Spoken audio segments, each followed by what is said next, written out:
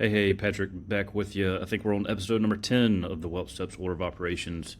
And this is a little subtopic of step two. So we were talking about the different income sources and the difference between business ownership, self-employment, and then we talked about like the employee income sources in the previous ones.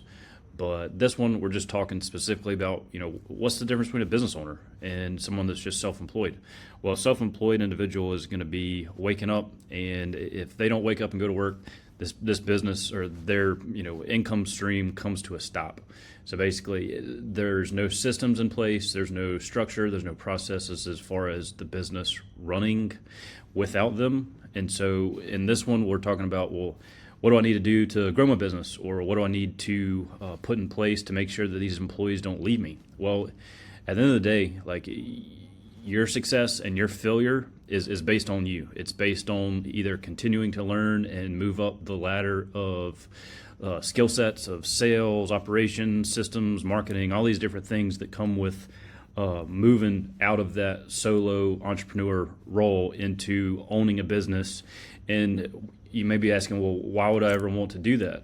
Well, the goal is to ultimately, either be in a position to sell the business. Well, let's just say you're 50, 60 years old. I mean, you want to be able to build assets throughout your working years so that whenever it comes time to figure out where your income sources are going to be coming in retirement, you have the means of selling something. You don't want to just sell your portfolio off, which that is an option. I mean, you could do the 4% rule, take 4% of your portfolio out, and statistically, you won't run out of money. Well, what if you didn't build an investment portfolio? Maybe you built a business. So ultimately, that's what we're trying to do here is just differentiate what is a solo, single individual doing with their self-employment versus what is a business owner doing. And that's putting systems and processes in place in order for it to operate without you, and ultimately to be able to sell this business if you decide to do it come retirement. Hurdles you got to overcome, management issues, you got to find the right people, hire the right people, maybe subcontract out the right people. Knowing when to let employees go is going to be a key driver of your either failure or success. And that is ultimately, you don't want somebody on board that's not on board with the overall goal and the mission of the business. So how do we get rid of them? Well, you got to figure out, tell them straight to their face, hey, maybe it's time for you to go. Maybe there's a severance package involved there. Maybe it's a little bit of just being blunt with them. This isn't working out, and maybe there's something else out there that's better for you. But ultimately, just being straightforward is probably the best way to go about doing it.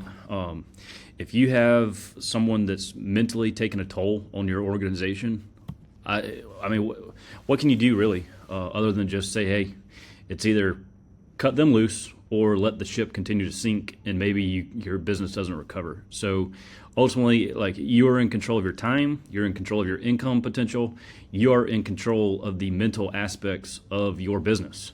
Maybe the demeanor of someone is off. Maybe the sales tact of someone is just not there. And so I'm not saying, don't give them a shot. We all need to be able to develop and implement our skills, and we need to be employed by individuals and employers that have a good skill set, and they have the means to lead. So ultimately, how do you look after your employees? How do you provide them a working environment that is productive, both financially for them and financially for you as the business owner? There's different ways to do it, but ultimately we want to come to the table as an employer with a good benefit package. So whether it's a solid 401k plan with matching contributions on your behalf, the employer, maybe there's different bonus opportunities, quarterly bonuses or annual bonuses, or maybe there's some type of cell phone stipend or some type of health insurance stipend. Maybe you are fully paying for their health insurance. Health insurance these days is expensive, but it's not just pros that come with being a business owner. You have to figure out, how do I find the contracts? That's the business owner's responsibility. Have enough contracts in place so that moving down the road, your employees are not coming to the table and showing up on Monday morning and there's no work. So you got to go out and do that. If you're a business owner, obviously you probably know that, especially if you're on the other end of the fence as far as being in a position to sell your business. But ultimately, there's pros and cons of whichever route you decide to take your career, whether it's a solo entrepreneur or maybe it's more of a structured business type role. But ultimately, there's different things that you got to do as the business owner. Self-employment taxes, you got to track all that with your payroll. Give good group insurance benefits to your employees if you go that route. Group disability insurance is a big one. Group life insurance. Different retirement options, retirement plan options, figuring out what kind of investments need to go inside of the 401k plan, whether or not you set up some auto contributions or employee benefits. But ultimately, there's a lot of stuff that you can do as the business owner to motivate your employees, retain your employees, and give them a career trajectory that your competitors are not doing. So ultimately, there's a lot of different financial benefits that you as the business owner, you know your business. Me as the financial advisor knows the employee benefits and what you need to put in place to attract and retain top talent. So ultimately, you either have to go out and become a master of it and then make a good decision off of it, or you can outsource it and have somebody like myself come in and set it up. But there's different pros, different cons. This is just a couple of different highlights of the things that a business owner needs to do and needs to consider. So we'll see you in the next episode.